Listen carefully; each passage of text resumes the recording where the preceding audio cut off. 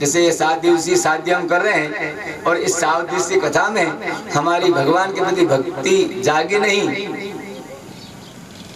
तो हम केवल टाइम पास कर रहे हैं। नारायण देव की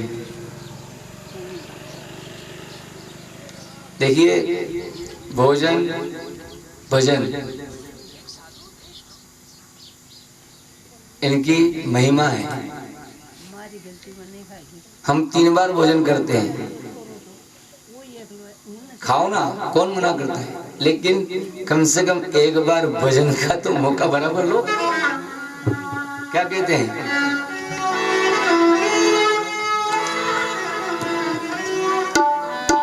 तीन बार भोजन भजन 1 बार। कितनी बार? 3 बार भोजन भजन।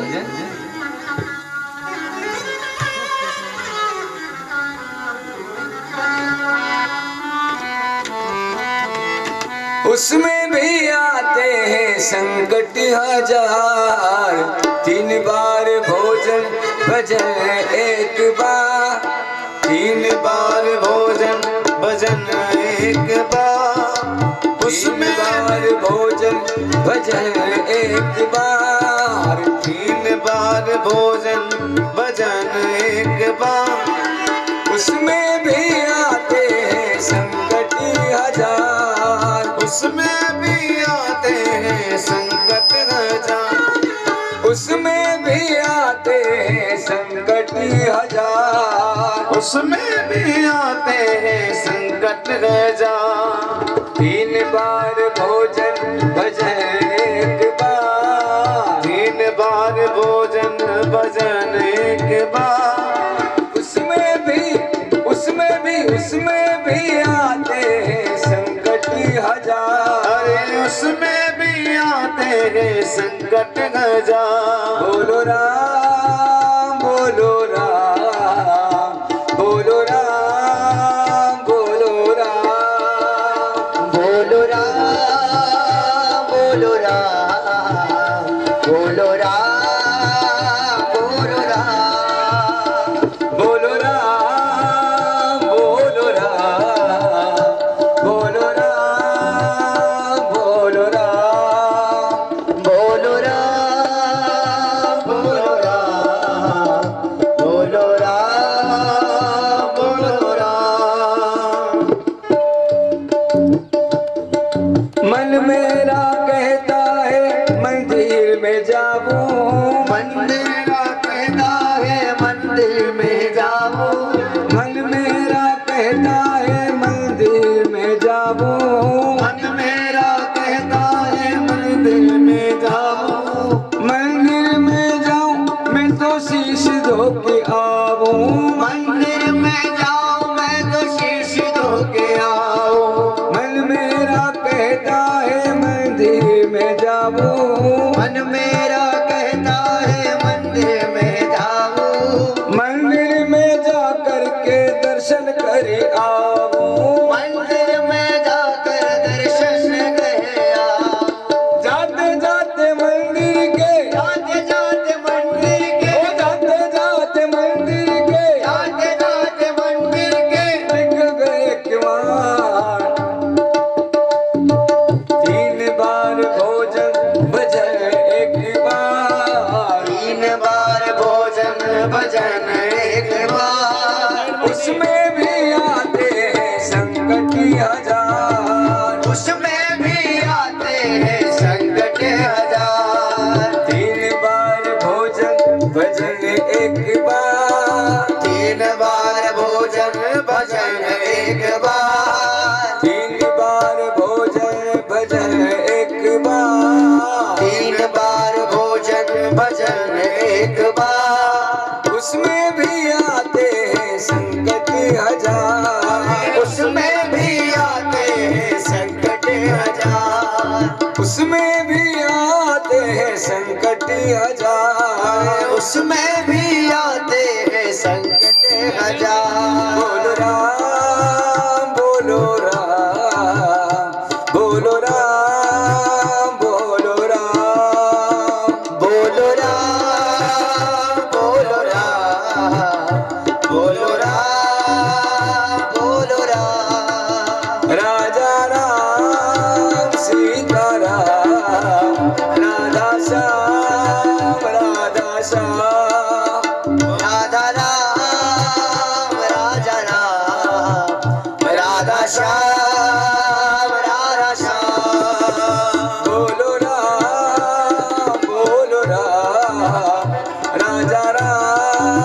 सीताराम राजा राम राजा राम राजा राम सीताराम।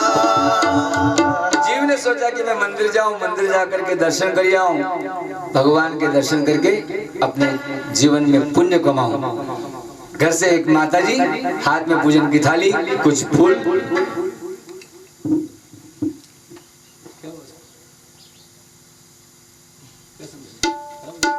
सनकादियों का अवतार, चार जो सनातन सनत कुमार हैं उनका अवतार हुआ। पश्चात भगवान का हमारा अवतार हुआ, जो धरती को पाताल में से हिरण्याक्ष लेकर के गया था, वापस अपनी योग शक्ति से भगवान ने वराह रूप धारण करके पाताल में से धरती को धरती पर ला करके स्थापित किया और हम आप सबके रहने की व्यवस्था करी। भगवान का वराह अवतार। तीसरा नारद जी का अवतार, वीणा बजाने वाले, हरिगुण गान गाने वाले, भगवान का अवतार। चौथा अवतार नर नारायण का अवतार। बद्रीनारायण में दो पर्वत है, नर और नारायण। जब आप दर्शन करने जाओ तो एक नर पर्वत है, एक नारायण पर्वत है, बद्रीनारायण। वो जो है अवतरित होकर के आज तक साधना कर रहे हैं, और साधना काय के लिए कर रहे हैं? हम भारतवासियों को सुख मिले, शांति मिले, इसलिए साधना कर रहे हैं। पांचवा अवतार कपिल अवतार है, छठा अवतार दत्तात्रेय का अवतार है, सातवां अवतार यज्ञ अवतार है, भगवान यज्ञ नारायण जो हवन करते हैं, यज्ञ करते हैं। आठवां अवतार ऋषभ अवतार है, भगवान ऋषभ देव जी के रूप में, जिसके बाद जैन धर्म चला। नवा अवतार पृथु महाराज का अवतार है, जब पाप अनाचार बढ़ा, राजा वेन के द्वारा अत्याचार जब बहुत हो गया, तब ऋषियों ने परमात्मा से प्रार्थना करी। तब राजा वेन को सप्त ऋषियों ने भस्म किया। भस्मीभूत करने के पश्चात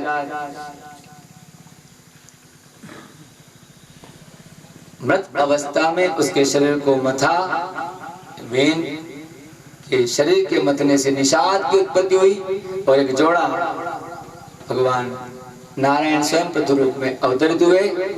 गौ माता के रूप में पृथ्वी आई तो औषध बीजों को निकाल करके वापस इस धरती को उपजाऊ बनाया। पाप अगर होता है तो धरती बीज पल्लवन बंद कर देती है। जो बीज बोया जाता है ना, वो बीज सड़ जाता है, उगता नहीं था। उबड़ खाबड़ पृथ्वी को समतल बना करके हम आप सबके रहने की व्यवस्था, ये नगर, ये सब व्यवस्था पृथ्वी महाराज की व्यवस्था है। आगे भगवान ने मत्स्यावतार धारण किया।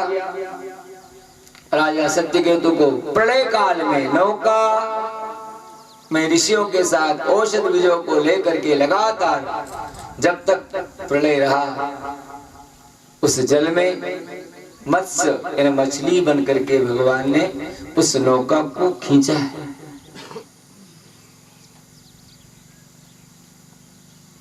और पुनः जब प्रलय का अंत हुआ, इस सृष्टि का सृजन किया। आज हम आप सब रहते हैं ना, ये औषधि है, ये औषध बीज है, ये प्रकृति है, ये सब परमात्मा की बचाई हुई है। इस पर साम्राज्य किसका है? भगवान। कछुआ बनकर के भगवान अवतरित हुए। पश्चात धन्वंतरी जो औषधि का कलश लेकर के अवतरित हुए। फिर भगवान का मोहिनी अवतार हुआ। इसके पश्चात भगवान का नरसिंह अवतार हुआ, वामन अवतार हुआ, परशुराम अवतार हुआ, व्यास अवतार हुआ, रामावतार हुआ, बलदेव का अवतार हुआ, कृष्ण अवतार हुआ, हरि अवतार हुआ, जिसमें भगवान ने हाथी को बचाया। पश्चात हंसा अवतार, बुद्ध अवतार और अंत में कल्कि अवतार हुआ। इस प्रकार से ये भगवान के कितने अवतार हैं? 24 अवतार हैं। वैसे तो भगवान के असंख्य अवतार है, लेकिन ये 24 जो है जो ज्यादा प्रचलित है। जहां जहां भक्त पर जो जो संकट आया तब तक भगवान ने अवतार लेकर के महिमा बनाई।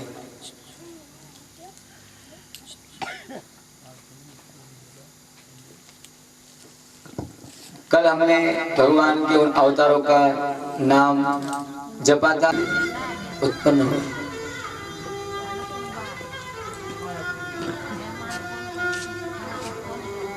ब्रह्मचारी का जीवन रहा और निरंतर 8 याम 24 घंटे क्या जपते हैं? श्रीमन नारायण नारायण नारायण, श्रीमन नारायण नारायण नारायण, श्रीमन नारायण नारायण नारायण, श्रीमन नारायण नारायण नारायण, भजमन नारायण नारायण नारायण, भजमन नारायण नारायण नारायण, भजमन नारायण नारायण नारायण, भजमन नारायण नारायण नारायण, श्रीमन नारायण नारायण नारायण, श्रीमन नारायण नारायण नारायण, भजमन नारायण नारायण नारायण, भजमन नारायण नारायण नारायण, लक्ष्मी नारायण नारायण नारायण, लक्ष्मी नारायण नारायण नारायण, सूर्य नारायण नारायण नारायण, सूर्य नारायण नारायण नारायण, भजमन नारायण नारायण नारायण, भजमन नारायण नारायण नारायण,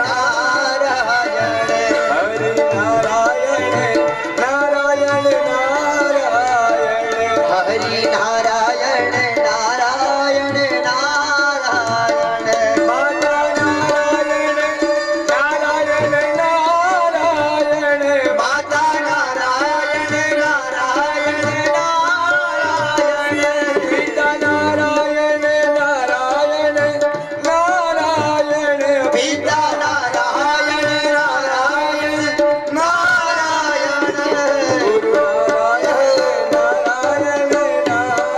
नारायण, गुरु नारायण नारायण गुरु नारायण नारायण नारायण, गुरु गुरु नारायण नारायण नारायण, नारायण नारायण नारायण, नारायण देव भगवान की जय। आज वही नारद जी महाराज जो ब्रह्मा जी के शरीर से उत्पन्न हुए हैं, अयोनी जी, यार भाई मत कथा में जो यार और आकर के व्यास जी महाराज को, ये भी भगवान का अवतार है, सरस्वती के तट पर आश्रम में निवास करते हैं।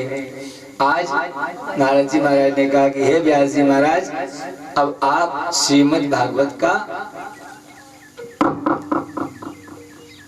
निर्माण करो, ताकि जिससे आपका चित्त प्रसन्न रहेगा, आपका मुखमंडल प्रसन्न हो जाएगा। नारद जी व्यास जी महाराज को बता करके नारायण नारायण करते करते रवाना हो गए, और अब जाकर के व्यास जी महाराज ने इस श्रीमद् भागवत की महिमा लिखने के लिए प्रयास प्रारंभ किए। व्यास जी महाराज सोच रहे हैं कि मैं चिंतन भी करूं, लिखूं भी मैं, ये दोनों काम तो बड़ा मुश्किल होगा। क्या करें? बोले एक काम करते हैं, गणपति महाराज से मदद मांगते हैं। तो व्यास जी महाराज ने गणपति महाराज का ध्यान किया। ओम गणानन्त्वा गणपतिगं हवामहे प्रियानन्त्वा प्रिय प्रियपति गौं हवामहे निधीनां त्वा निधिपति गौं हवामहे वसो मम आहमजानि गर्वत्वम् आत्मजासि गर्वदम्। हे गणपति महाराज आप पधारे। गणानंदवा गणपति गौ हवा में, आप सर्वत्र विराजमान हैं, आप पधारे। प्रियानंदवा प्रियपति गौ हवा में, आप माता पिता को भी प्रिय हैं। कौन बेटा प्रिय होता है माता पिता को? जो माता पिता की सेवा करता है, जो माता पिता की बात मानता है, वो बेटा चार बेटे में भी उस बेटे पर स्नेह ज्यादा रहता है जो माता पिता का ज्यादा ख्याल रखता है। सीधी सी बात। और भगवान गणपति महाराज तो क्या कहने, माता पिता की सेवा में एक पैर पर खड़े रहते हैं, तटस्थ।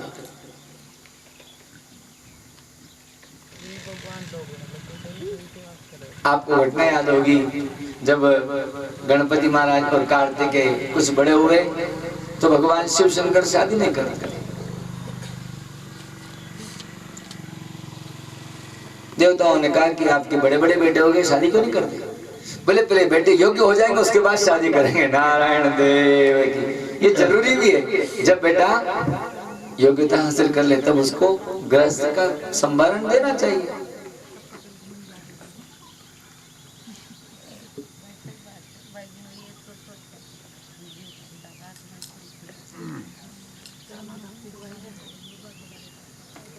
फिर देवताओं ने कहा आप भगवान अपने बेटों की शादी कर दो। भगवान ने निर्णय किया कि चलो एक युक्ति करते हैं, जो पृथ्वी की परिक्रमा करके आएगा उसकी हम शादी कर देंगे। नारायण देव। दो बेटे हैं, एक गणपति महाराज एक कार्तिकेय। दोनों से कहा जो भी धरती की पहली परिक्रमा करके आएगा उसकी शादी पहले कर देंगे।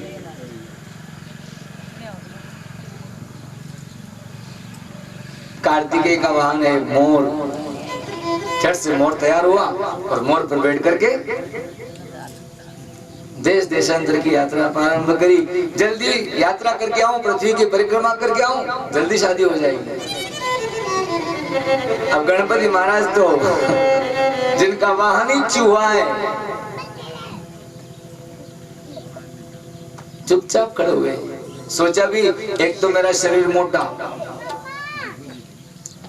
फिर वाहन छोटा, और इस छोटे से वाहन से अगर मैं धरती की परिक्रमा करना प्रारंभ करूंगा तो कितने साल में होगी। नारायण देव की। तो बड़ा जटिल काम है, बहुत मुश्किल काम है।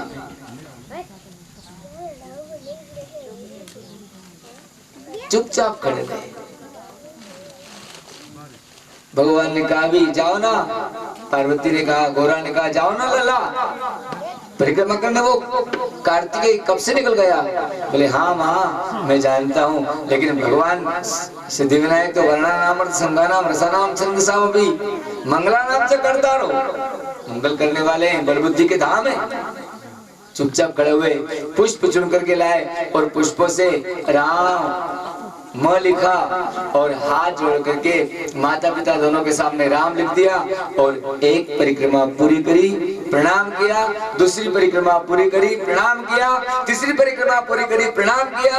चौथी परिक्रमा पूरी करी, प्रणाम किया। ऐसे 7 परिक्रमा करके चुपचाप खड़े हो गए। जाते नहीं।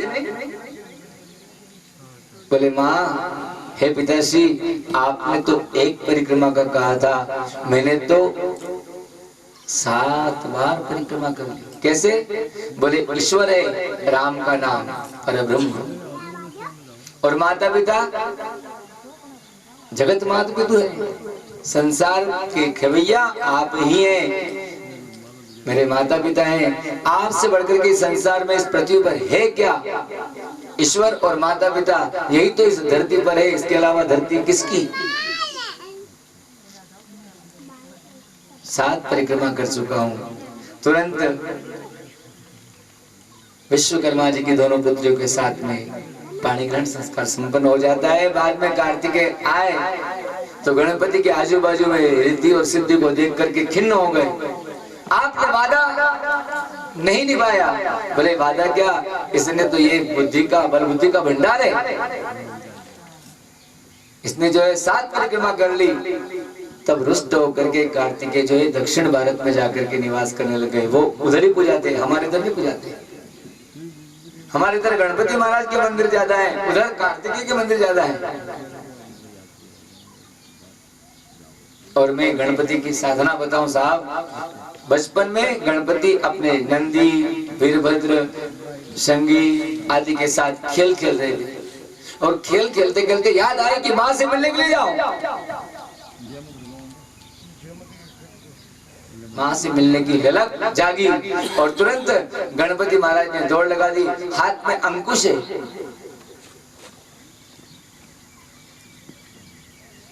जब जा रहे थे दौड़ते दौड़ते, उस समय में गणपति महाराज के रास्ते में बिल्ली आ गया। और जैसे ही बिल्ली का आना हुआ, बिल्ली को अपशकुन मानते ना, हम सब मानते हैं, बिल्ली ने रास्ता काट दिया, यानी कुछ न कुछ अटपटा होगा। तो गणपति महाराज को गुस्सा आया कि मैं मां से मिलने के लिए आ रहा था और तू मेरा रास्ता काट रही है। तुरंत शस्त्र से वार किया, अंकुश था ना हाथ में, अंकुश से वार किया, बिल्ली के 2-3 घाव पड़े, अचेत मूर्छित हो गई बिल्ली। लहूलुहान होकर के बिल्ली पड़ी हुई है और हाथ में वह लचपत अंकुश लेकर के पहुंचे हैं। ऊपर पहुंचे कैलाश पर। माँ माँ माँ माँ, कहाँ हो माँ? माँ माँ, माँ कुछ बोलते नहीं, अचेत होकर के पड़ी हुई। माँ के शरीर पर घाव पड़े हुए हैं। घावों को देख करके गणपति से रहा नहीं गया, तुरंत कहने लगे, गणपति माँ बताओ ना, कौन दुष्ट है जिसने आपके शरीर पर घाव दिए, बताओ, अभी समाधान करता हूं, इस धरती पर जिंदा नहीं रहूंगा। माता ने कहा कि और कोई नहीं, तो बोले तुम ही हो, तुमने ही घाव दिए। माँ जरा सोच समझ करके बोलो, माँ मैं तो माता पिता की सेवा करने वाला, आप मुझे कह रहे हैं कि तुमने घाव दिए? बोले हाँ बेटा, घाव तुमने ही दिए। मैं समझ नहीं पाया माँ, मैं अपने जीवन में माता पिता को कैसे घाव दे सकता हूँ? बोले नहीं, मैं बताऊं सुनो, वो जो बिल्ली, बोले हाँ, उसको शस्त्र तुम्ही ने मारा ना? गणपति महाराज ने कहा हाँ। तो माँ ने, भगवती ने क्या कहा, बेटा सुनो, संसार में जितनी भी मातृ शक्ति है ना, वो सब मेरा रूप है। या देवी सर्वभूतेषु मातृ रूपेण संस्थिता करके डमरूधर भगवान भोले बाबा चले आते हैं और आ करके भोले बाबा ने इस बालक से सुमुख से युद्ध किया। और युद्ध करते करते भगवान ने आव रखा न ताव। जब पारा ज्यादा चढ़ गया था, आप आंखों बैठे भगवान शिव शंकर, और इस बालक को त्रिशूल से इसका मस्तक काट करके अलग कर दिया। लचपत त्रिशूल लेकर के भगवान भूत भवन अंदर पहुंचे। माँ गौरा स्नान कर रही थी। प्रभु आपके त्रिशूल के ऊपर ये खून लगा हुआ, खून का है? तब भगवान शंकर ने कहा, एक छोटा सा बालक बाहर खड़ा हुआ था जो बहुत ज्यादा बदतमीजी कर रहा था, मैंने उसको मृत्युदंड दे दिया। हाय भगवान, आपने अच्छा नहीं किया, वो तो आपका बेटा था। अरे मेरा बेटा? बोले हाँ, वो आपका लाडला था, मुझे मेरा बेटा चाहिए, मुझे मेरा बेटा चाहिए। दौड़ करके गौरा आती है, पार्वती आती है, सती आती है और आकर के बेटे को जिंदा करने के लिए प्रार्थना करती है। सब देवता लोग आए, भगवान विष्णु ने युक्ति बताई, जो भी कोई जीव मिल जाए उसका मस्तक काट करके लगा दो। एक हाथी का बच्चा नजर आया, उसी का मस्तक काट करके नारायण देव की। पहले ऐसे ऑपरेशन होते थे, ऐसे बाईपास होती थी। शरीर किसका? इंसान का। मस्तक किसका? हाथी का। और आज तक हम पूज रहे हैं।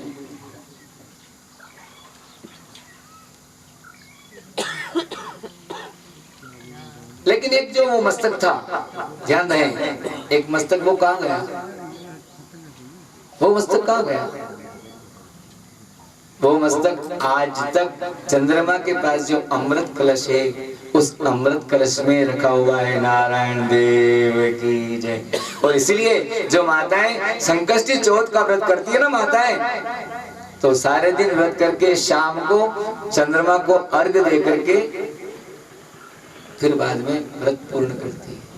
उसमें संकष्टी चौथ जो गणपति का व्रत करती है ना, उसमें गणपति का दर्शन करती है। चंद्रमा के पास अमृत कलश में पड़ा हुआ है। माँ भगवती चौथ माता के रूप में या आद्यशक्ति पराम्बा के रूप में, माँ काली के रूप में, माँ भगवती के रूप में भक्तों का कल्याण करती है, भक्तों को आनंद देती है। आइए हम आप सब मिलकर के माँ भगवती की साधना करें। हे माँ काली ने कल्याणी ओ माँ, जहाँ जो त्या जोग माया। माँ काली ने कल्याणी ओ माँ, जहाँ जो यूठा जोग माया। ताली बजाए। माँ काली ने कल्याणी ओ माँ, जहाँ जो काली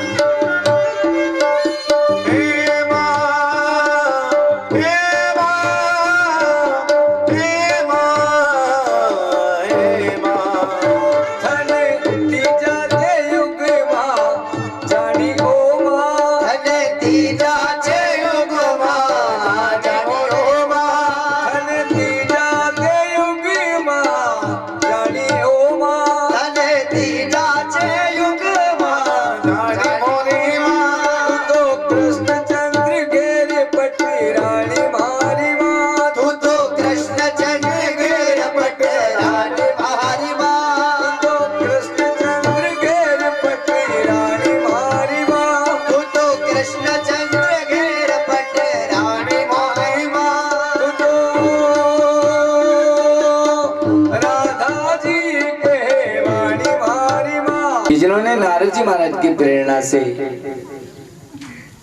भागवत की रचना करी। मदद के लिए भगवान गणपति महाराज को बुलाया। गणपति महाराज हाजिर हुए। गणपति महाराज ने कहा, कहो व्यास जी महाराज कैसे याद किया? बोले प्रभु एक संकट आया है। कौन सा संकट? अब बताओ ना। बोले प्रभु मैं भगवान की विविध लीलाओं को वर्णन करना चाहता हूँ, किंतु मैं चिंतन भी करूं और लिखूं भी तो थोड़ा व्यवधान आता है। मैं आपसे मदद चाहता हूं कि आप इस पुनित कर्म में लिखने का कार्य आप संपन्न करें।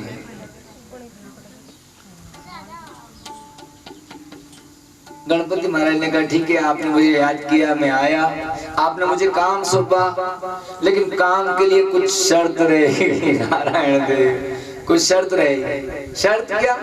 बोले शर्त ये रहेगी कि मैं लिखना अगर प्रारंभ कर दूंगा तो जब तक पूरा नहीं होगा तब तक लिखता ज रहूंगा 24 घंटे। व्यास जी महाराज ने कहा ये कैसे संभव है? बोले देखो मेरा वाहन भी चूहा है जो दिन रात कुतर कुतर करता रहता है। रात में सोता है क्या चूहा? नहीं सोता है, लगातार कुछ न कुछ करता रहता है। तो मेरा भी स्वभाव यही है कि मैं कार्य को संपादन जब तक नहीं होगा, जब तक कार्य पूर्ण नहीं होगा तब तक लगातार लिखता रहूंगा, लिखता रहूंगा, लिखता रहूंगा। व्यास जी महाराज ने कहा कार्य तो करना है, ठीक है, हाँ कर ली। भगवान गणपति महाराज ने भोजपत्र लिए, अनार की कलम ली और लिखना प्रारंभ कर दिया। लेकिन जब भी भाई इंसान है, इंसान को लघु शंका के लिए भी जाना पड़ता है, दीर्घ शंका के लिए भी जाना पड़ता है, खाने के लिए भी समय चाहिए, पीने के लिए भी समय चाहिए। उस समय में कोई क्लिष्ट शब्दों को बोल देते थे व्यास जी महाराज, और उन शब्दों का सरलीकरण गणपति महाराज अपनी व्याख्या में करते थे। और ऐसे समय में वो लघु शंका से, दीर्घ शंका से निवृत्त होकर के पुनः आगे की कथा को भागवत चिंतन है। एक स्थान पर बैठ करके चिंतन किया। चिंतन कैसे आता है? साधना से चिंतन आता है। जितना आप भजन करेंगे इतना आपकी चिंतन शक्ति, स्मरण शक्ति बढ़ती रहेगी। जितना साधना का प्रभाव होगा इतना आपका चिंतन शक्ति बढ़ती रहेगी।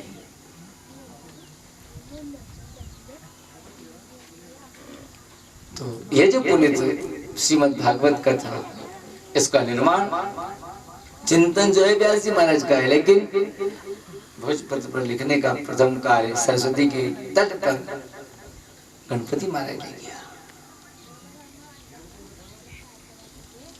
महिमावान पुस्तक, ये ग्रंथ है। भागवत भगवान की है आरती और पापियों को पाप से। आरती का अर्थ क्या होता है? आरती का अर्थ होता है आरती हरणम, भगवान को दुख को हरण करने का। आरती नाम दुख, भगवान की आरती है। हम जब जोत लगा करके परमात्मा की मूर्ति प्रतिमा के आजू बाजू में घुमाते ना, उसको 4 बार स्नान करूंगी, यमुना जल में स्नान करूंगी, गोपी चंदन शीश धरूंगी, गोपी चंदन शीश धरूंगी। मैं क्या करूंगी? यमुना के जल में स्नान करूंगी, मन स्नान करके, गोपी चंदन का तिलक लगा करके। मैं तो करूंगी दर्शन शाम के, जाऊंगी मैं तो गोकुल में। ओ मैं तो करूंगी दर्शन शाम, जाऊंगी मैं तो गोकुल में। नहीं भावे रे राणा जी तारो देश, जाऊंगी मैं तो गोकुल में। नहीं भावे रे राणा जी तारो देश, जाऊं जी मैं तो गोकुल में। गोकुल मेरे राणा, गोकुल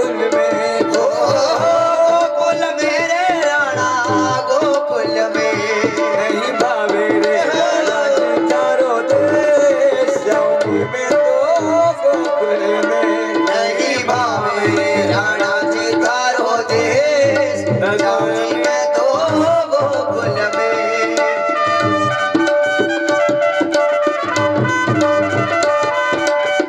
बलवा के बिहारी लाल की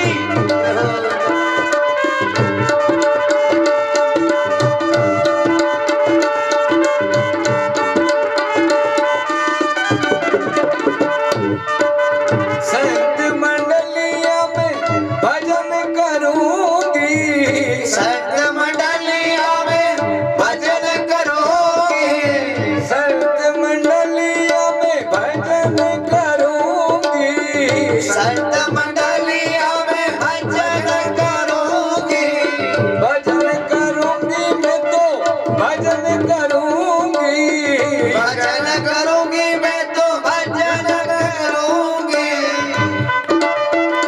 मैं तो भूलूं ना सावरिया रो दे, नहीं भूलूं ना सावरिया रो दे, जाऊंगी मैं तो गोकुल में, तो बोलो सावरिया रो देश जाऊं जी मैं तो गोकुल में।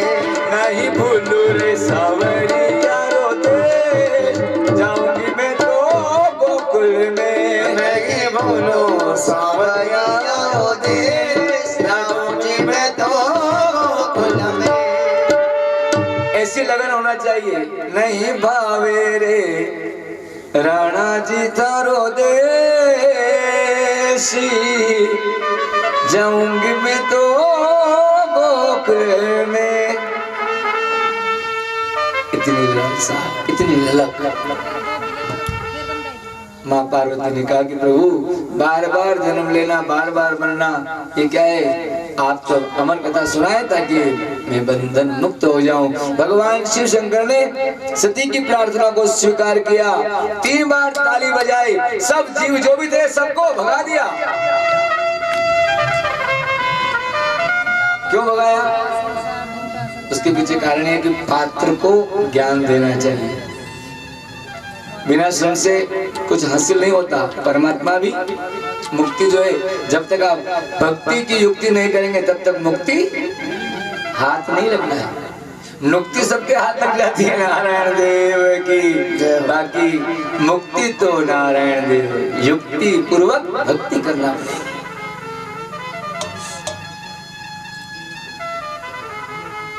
अब तो गवर्नमेंट ने थोड़ी रोक लगा दी है नुक्ते में, है? नहीं तो पहले उसमें 2 अंडे पड़े हुए थे, तोता तो भाग गया लेकिन अंडे रहे, और भगवान शिव ने अपने इष्ट का ध्यान करके कथा प्रारंभ कर दी। मुक्ति का साधन बता रहे हैं, जीवन में अमरता लाने का साधन भगवान शिव शंकर बता रहे हैं। आप कैसे अमर होंगे? अमरता कैसे मिले? मृत्युलोक में जीकर के अमर हो जाना बहुत बड़ी बात है साहब। लेकिन भागवती के समाधि में भगवान शिव ने कथा प्रारंभ करी, मां सती ने कथा श्रवण करना शुरू करी। लेकिन कथा में तल्लीनता अक्सर क्या होता है, आप उद्दंडता करो या कोई दूसरे काम करो तो वहां नींद नहीं आती है, लेकिन जहां सत्संग में चले गए मस्ती आती है, क्योंकि शांति यहाँ मिलती है। बाजार में शांति नहीं मिलती है। किसी दुकान पे जाकर के आप बोलना 50 ग्राम शांति नहीं मिलेगी, लेकिन कथा के पंडाल में चले जाओ अपने आप शांति प्राप्त हो जाती है। और जैसे ही शांति मिलती है तो हम उस आनंद में इतने मस्त हो जाते हैं कि नेत्रगढ़ बंद हो जाते हैं, नींद आ जाती है। और नींद आते ही कथा में तो आप बैठे हैं, लेकिन कथा का पुण्य कौन ले जाती है? वो निद्रा, निद्रा देवी ले जाती है। यहाँ भी सती हरे नमः हरे नमः हरे नमः कथा सुन रही थी, और सुनते सुनते सुनते सुनते मस्ती मस्ती में आंख बंद हो गई। और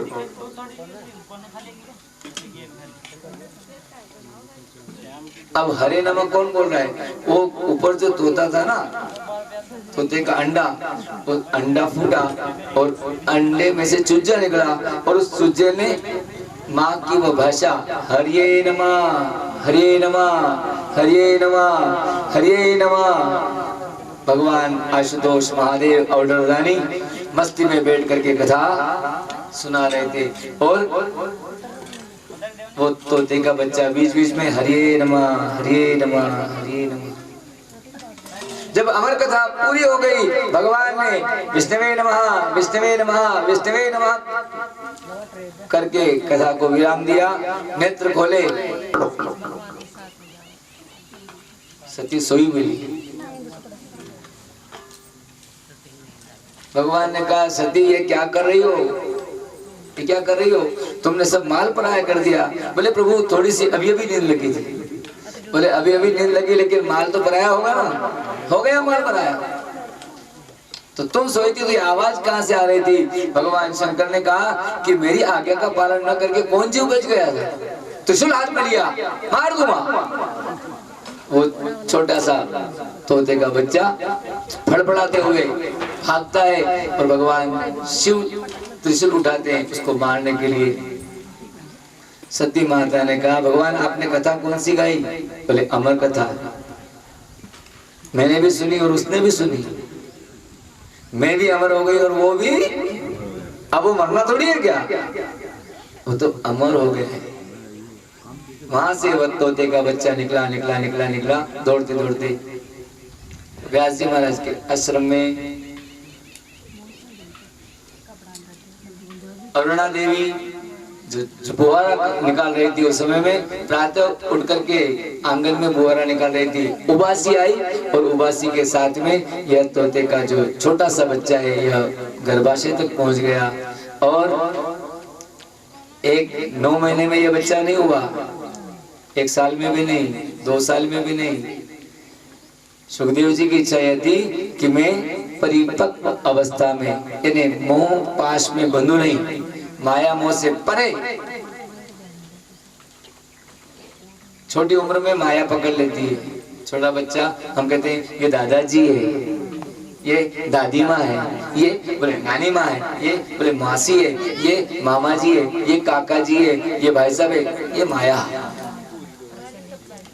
इसलिए पूर्ण पौगंड अवस्था तक जो है माँ के गर्भ में रहे और बाद में पौगंड अवस्था में सुदेव भगवान की और पैदा होते ही जंगल की ओर रवाना हो गए नंग धड़ंग। यम प्रवचन्तमनुपेतमपेत कृत्यम द्वे पायनो विरह कातर आजुहाव। व्यास जी महाराज आज बेटे की प्रतीक्षा कर रहे थे कि बेटा होगा बेटा होगा बेटा होगा बेटा होगा, लेकिन बेटा हुआ और पैदा होते ही जंगल की यात्रा कर रहे हैं। उस बच्चे के पीछे पीछे व्यास जी महाराज सुखदेव जी के पीछे पीछे बेटा रुको बेटा रुको, बेटा रुके ही नहीं, चलता जा रहा है।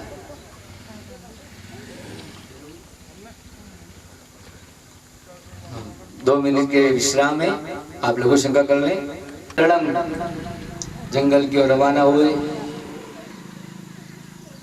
व्यास जी महाराज ने विरह कातर होकर के कहा बेटा रुको बेटा रुको बेटा रुको, लेकिन अविराम चलते जा रहे हैं, रुके नहीं। वृक्षों पर फल लगे हुए थे, लदे हुए वृक्षों ने झुक झुक करके संकेत किया, व्यास जी महाराज को चेताया कि महाराज जी जब ऋतु आती है हम में फल लगते हैं, लद जाते हैं, तब हम इन फलों को हम नहीं खाते, तो बोले संसार के लिए फल हम त्याग देते हैं। ऐसे ही आपको जो पुत्र रूप में ये फल प्राप्त हुआ है इसको भी आप संसार की भलाई के लिए दे दो। नारायण देव। चलंती राजा बहु चक्रवर्ती, चलंती रानी बहु चक्रवर्ती, चलंती वृक्षा जड़ मूल शाखा, चलंती ब्रह्मा जिन वेद बाका। इस संसार में सब चलायमान है। जो वृक्ष है 100 वर्ष की, 200 वर्ष की, 500 वर्ष की आयु के बाद भी धराशायी होता ही है कि अडिग रहता है, वृक्ष गिर जाता है। कभी कभी तो वृक्ष की आयु भी पूर्ण हो जाती है, चलंती रक्षा जड़मूल शाखा।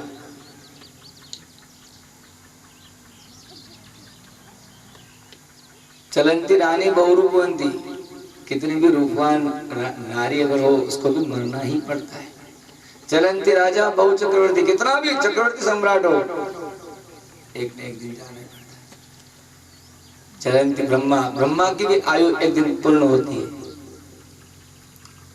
हम आप कौन से बाग की मूली है, हमको भी मरना पड़ेगा। अपने वृक्षों की बात को मान लें।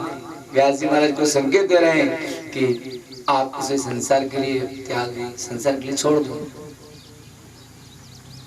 और आगे चले। लेकिन सुखदेव जी नहीं रुके, अभिराम चलते जा रहे हैं। बेटा रुको, बेटा रुको, बेटा रुको, नहीं रुकते। तो फिर व्यास जी हताश निराश होकर के तुरंत वापस अपने आश्रम में आ जाते हैं और आश्रम में आकर के अपने शिष्यों को भागवत के श्लोक पढ़ाते हैं और कहते हैं विचरण करते हुए जब कभी सुखदेव नजर आए तो उसके सामने इन मंत्रों को बोलना। अपने शिष्यों को सिखाया। बरापीडम नटवरवपो कर्णयो कर्णिकारम विभ्रतवास कनकनिशम वैजयंतीम जमानम रंध्रान वेणो अधर सुधिया पूर्यन गोप वृंदे वृंदारण्यम स्वपद रमणम प्राविशद गीत कीर्ति। और अपने शिष्यों को जब ये सिखाया, शिष्यों ने जब सुखदेव जी महाराज के दर्शन हुए तो उनको ये श्लोक बोला उन्होंने। इस श्लोक को सुनते ही सुखदेव जी रुके। आपने कहां से सीखा? हमने व्यास जी हमारे सदगुरु से ज्ञान प्राप्त किया। पुनः व्यास जी महाराज के पास भागवत धर्म को स्वीकार किया और फिर इस भागवत धर्म को लगातार जीवों तक पहुंचाया सुखदेव जी महाराज ने। गोलोक तक की यात्रा भी परमहंस ने करी है। राधा मैया भी भगवान सुखदेव जी महाराज की सदगुरु है। प्रेम से हाथ पर बिठा करके राधा मैया ने भागवत धर्म दिया है। राधा क्या नहीं करती? राधा भव बाधा को हरण करती है साहब।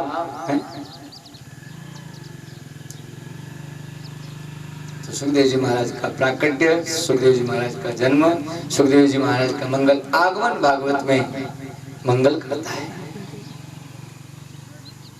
अब आगे की कथा को हम श्रवण करें। 3 गुण सत्व, रज और तम। सज्जनों, 3 गुणों से ही इस प्रकृति का प्राकट्य हुआ है। अहम तत्व बनता है, महा तत्व बनता है, जल तत्व बनता है और जल ही जल। जल में भगवान के 3 गुणों से समन्वित होकर के एक अंड जो है हजारों वर्ष तक निर्जीव होकर के पड़ा रहता है। फिर उसमें भगवान स्वयं जो बीज रूप में नारायण जो है प्रवेश करते हैं और तब नारायण की नाभि से एक कमल पुष्प की उत्पत्ति होती है और उस कमल पुष्प में भगवान ब्रह्मा जी महाराज उद्भव होते हैं। सत्वगुणी जीवन होना चाहिए, रजोगुणी जीवन भी होना चाहिए, लेकिन तमोगुणी नहीं होना चाहिए। रजोगुणी का अर्थ है आपको परमात्मा आप पर कृपा करके जो आपको सुख दे, उन सुखों को शांति से भोगे और भगवत प्राप्ति का साधन करे। ये रजोगुणी का काम है। और सत्वगुणी जीव जो है वह जो है सदैव 8 24 घंटे उसकी मस्ती में मस्त रहता है।